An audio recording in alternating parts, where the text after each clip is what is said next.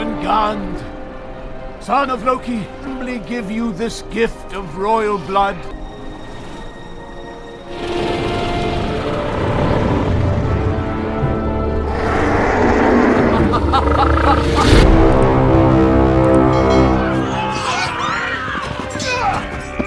Hai sahabat berbaju besi, di video kali ini kami akan membahas sebuah film bertema mitologi dari bangsa Viking. Film ini berkisah tentang seorang prajurit muda bernama Erik dari klan Barok bersama klan musuh mereka yaitu klan Hermon, berusaha keras untuk menyelamatkan Putri Tasya yang merupakan gadis yang ia cintai. Dalam usahanya itu, ia harus mengalahkan sosok dari makhluk mitologi Viking bernama Jormungand yang merupakan ular raksasa. Bagaimana kisahnya? Mari kita simak alur cerita film Viking Quest.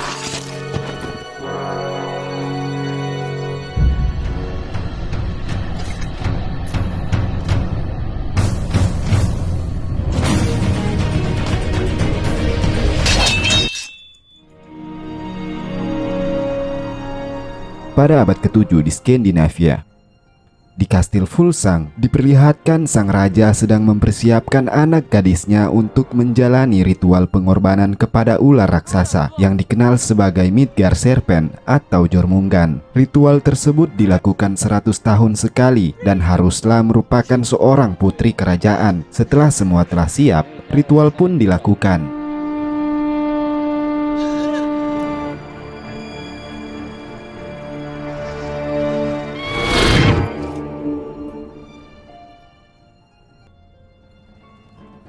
Seratus tahun telah berlalu. Scene memperlihatkan dua pemuda yaitu Erik dan Tasya. Ketika itu, Erik ingin memperlihatkan kepada Tasya tentang keajaibannya, di mana ia telah diberkahi oleh Dewa Thor. Erik sewaktu kecil pernah tersambar oleh petir dan ia tidak tewas. Malahan, kekuatan fisiknya bertambah. Erik kemudian memperlihatkan sebuah tiang besi yang ia percayai sebagai milik Dewa Thor. Setelah menyentuh tiang itu, seketika gemuruh petir terdengar dan menyambar tiang itu.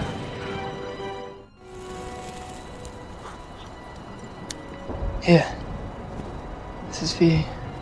Tak berselang lama, terdengar suara terompet yang menandai kedatangan kaum lain ke wilayah mereka. Tasya segera bergegas, sebab ia tahu jika suara itu berasal dari klan Hermon, yang dimana raja kaum itu akan menikahinya, agar mencegah permusuhan antara klan mereka dan klan Hermon.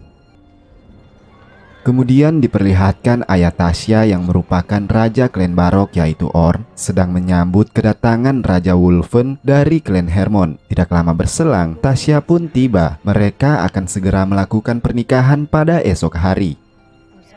Scene berpindah pada malam hari, di mana mereka sedang asik merayakan malam pernikahan. Di sini beberapa prajurit terbaik memperlihatkan aksi gulat mereka untuk membuktikan prajurit dari klan mana yang lebih kuat. Di samping itu, kita diperlihatkan Erik yang juga hadir dalam pesta itu. Erik sangat mencintai Tasya. Untuk itu, ia benar-benar frustasi melihat Tasya yang sedang bermesraan di hadapannya.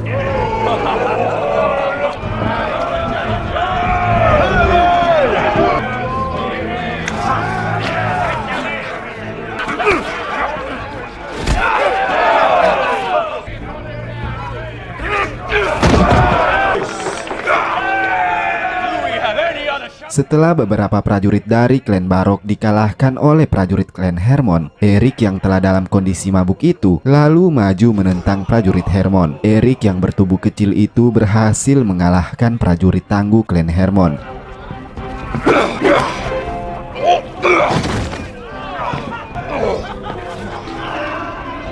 Di sini Erik sempat menjelaskan kisahnya tentang mengapa ia bisa sekuat itu. Kemudian Erik segera pergi dengan masih menyimpan rasa kesal kepada Tasya. When Erik was in his 10th summer, he was struck. His hair was singed and his hand and foot blistered, but he lived.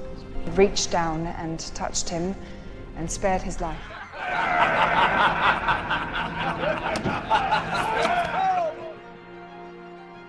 Tibalah esok hari dalam perayaan pernikahan Raja Wulfen dan Tasya. Pada pesta pernikahan itu, Erik tidak hadir. Ia memilih menyendiri di luar kerajaan karena tidak terima melihat orang yang ia cintai menikah. Sedang dalam sedih itu, seketika ia mendapatkan serangan dari sekelompok pasukan.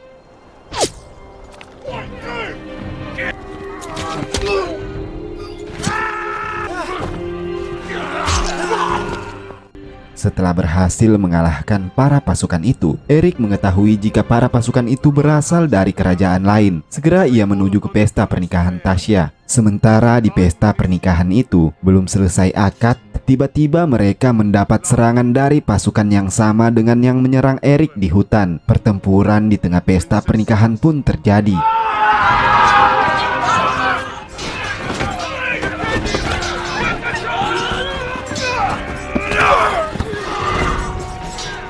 Protect the princess!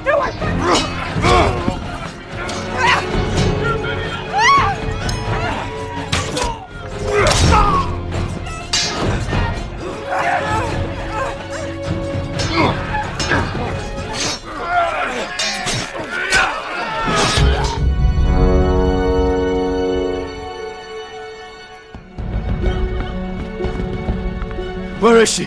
Setelah mereka berhasil bertahan dan mengalahkan para prajurit itu, ayah Erik kemudian menyidik bekas sisa tangan salah seorang prajurit. Dari bekas itu, mereka mengetahui jika para prajurit yang baru saja menyerang mereka berasal dari seberang lautan, yaitu di Kastil Fulsang. Kedatangan klan Fulsang ke wilayah mereka tidak lain ialah untuk menculik para gadis berdarah bangsawan, dan nantinya gadis itu akan dijadikan tumbal kepada ular raksasa Jormungand yang klan Fulsang yakini. Awalnya mereka tidak percaya akan mitos itu dan berencana menyusul para prajurit itu ke Kastil Fulsang. Sesampainya mereka di pinggiran laut, rupanya perahu-perahu mereka telah dibakar habis. Beruntungnya Erik mengenal seorang nelayan yang memiliki kapal bernama Greylock. Greylock sangatlah tertutup dan selalu menghindar dari masyarakat umum setelah ia memiliki seorang anak. Mereka segera pergi ke kediaman Greylock. Greylock! We come seeking your help. Who are you with? Sesampainya di sana, Greylock menolak kehadiran mereka sebab Erik membawa orang-orang dari klan musuh mereka yaitu klan Hermon. Namun setelah membujuk Greylock, akhirnya mereka diizinkan masuk ke dalam rumahnya. Di dalam rumah, Erik dan Wulfen meminta pertolongan kepada Greylock agar ia meminjamkan kapalnya, sebab mereka harus menyelamatkan Putri Tasya yang kini dalam genggaman orang-orang Fulsang. Greylock mengetahui jika saat ini telah mencapai waktu 100 tahun setelah pengorbanan seorang putri raja di Fulsang kepada Jormungand. Greylock menyarankan agar mereka merelakan saja Putri Tasya, sebab ia sendiri pernah melihat makhluk raksasa itu dahulu. Namun, Tuan Wulfen dan yang lainnya masih tidak percaya jika makhluk itu benar-benar ada. Dengan sedikit paksaan dari Tuan Wulfen, pada akhirnya Greylock mengizinkan mereka menggunakan kapal miliknya. Saat ingin berangkat, anak Greylock yaitu Mani ikut dalam pelayaran tersebut tanpa sepengetahuan Greylock.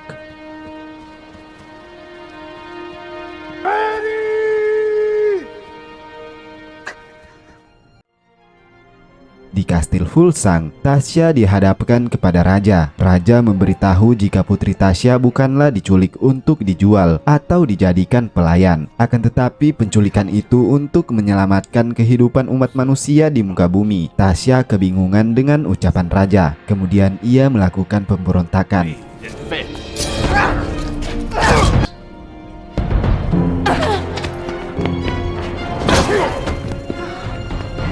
Namun sayang, ia berhasil terkepung saat ingin melarikan diri. Karena tindakannya yang berbahaya itu, lalu Tasya dimasukkan ke dalam penjara hingga sampai saatnya pengorbanan. Di sisi lain, kapal Erik dan kelompok mereka mendapat cuaca ekstrim dan membuat kapal mereka tidak dapat berlayar pelan. Karena kapal itu telah mendekati pulau, maka mereka harus melompati kapal sebelum menabrak bebatuan pantai pulau. Di dalam penjara, Putri Tasya sedang bersama seorang misterius yang merupakan penyihir. Si penyihir itu lalu memberitahunya jika ia ditangkap untuk dijadikan tumbal kepada ular raksasa demi keamanan dunia. Tasya harus merelakan dirinya agar sang ular raksasa itu tidak mengamuk dan menghancurkan umat manusia. Kembali kepada Erik dan kelompoknya, mereka berhasil sampai, namun kehilangan Mani. Setelah mereka semua memaksa keluar dari kapal, sedang Mani sendiri rupanya terdampar di tempat yang berbeda. Lalu ditemui prajurit penjaga kerajaan Fulsang. Mani lalu melarikan diri. Beruntungnya Mani melalui tempat keberadaan Erik, dan secara tidak langsung kelompok mereka harus bertarung dengan prajurit penjaga istana Fulsang.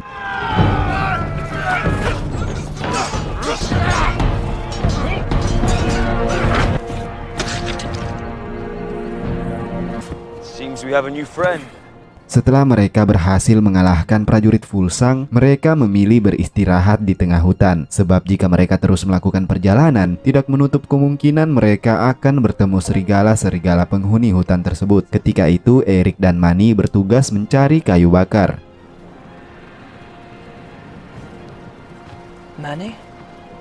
Setelah itu, Erik terkejut melihat Mani bukanlah seorang laki-laki, melainkan seorang perempuan. Di sini, rahasia tentang siapa Mani belum sempat terungkap. Tibalah esok hari, di mana hari itu merupakan hari pengorbanan Putri Tasya. Ia segera dikeluarkan dari penjara dan kemudian dipercantik seindah mungkin. Sedangkan di luar kerajaan, si penyihir menemukan mayat-mayat para prajurit. Ia kemudian memerintahkan anjing-anjingnya untuk menyerang para penyusup yang datang ke wilayah mereka, dan pertarungan kembali terjadi.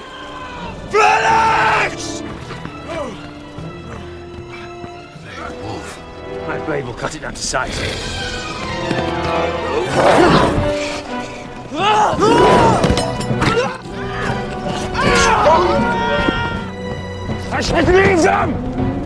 Seusainya pertarungan dengan para binatang itu, sahabat Erik yaitu Hild harus tewas. Di sini juga Mani pada akhirnya mengungkapkan tentang siapa dirinya. Rupanya ia adalah anak dari Ratu Fulsang dan diselamatkan sang ibu agar tidak dipilih sebagai ritual pengorbanan kepada Jormungand. Ia ditemukan oleh Greylock saat Greylock berburu ikan. Inilah sebabnya Greylock terus menyembunyikan identitasnya kepada orang-orang.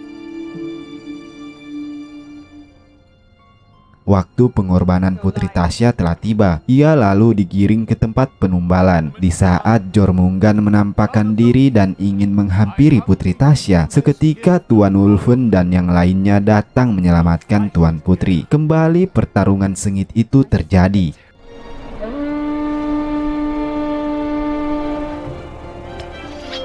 This way! On the end of my sword!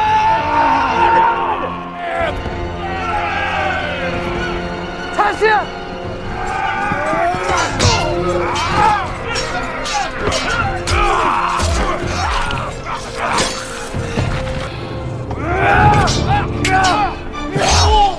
Tuan Wulfen dan yang lainnya berhasil mengalahkan raja dan pasukannya serta menyelamatkan Putri Tasya. Sedangkan Jormungand telah menampakkan diri dan memakan si penyihir setelah melihat korbannya tidak ada. Mereka pada akhirnya kembali berlayar ke wilayah Klan Barok.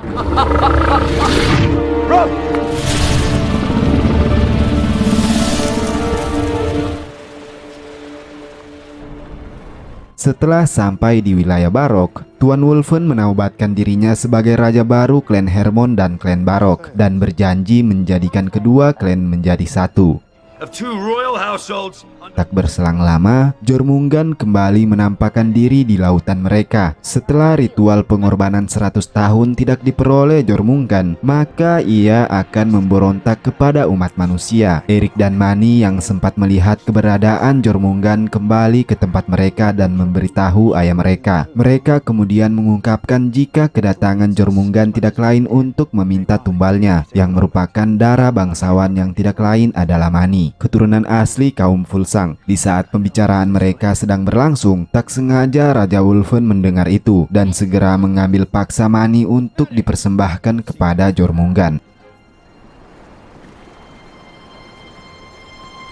Sesampainya mereka di pinggiran pantai, mereka menunggu kedatangan Jormungand. Setelah menunggu hingga malam hari, pada akhirnya sosok ular raksasa itu menampakkan dirinya. Di sisi lain, saat Jormungand hampir sampai, kembali Erik datang untuk menyelamatkan Mani dan sekaligus menghadapi keganasan Jormungand.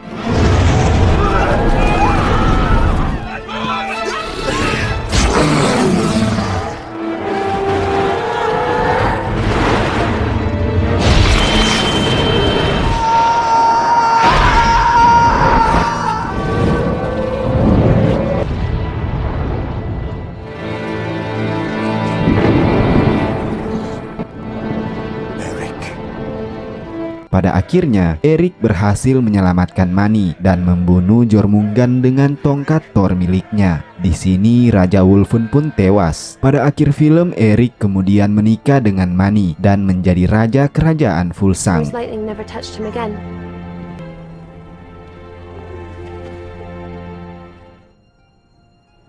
Berakhir sudah alur cerita film Viking Quest. Seperti biasanya, jika teman-teman memiliki saran, dapat memberitahu kami di dalam kolom komentar. Dan jangan lupa subscribe. Kami akhiri video ini. Wabillahi taufik wal hidayah. Wassalamualaikum warahmatullahi wabarakatuh dan sampai jumpa.